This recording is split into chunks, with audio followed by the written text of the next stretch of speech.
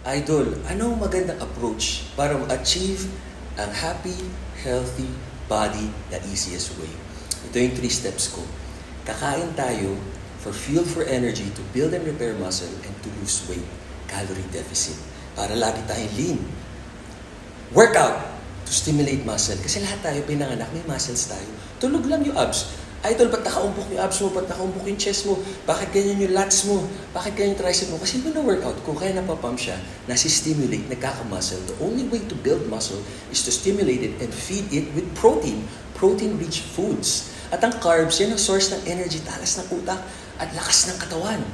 Tapos yung sports, yung mga activities na gusto nyo, mixed martial arts, football, basketball, swimming, yan ay para sa sarili nating kaligayahan, to build team building, discipline, sports-specific, athleticism, so lahat yan. Tama kayo, mali ako, not your doctor. Do what works for you guys. God bless.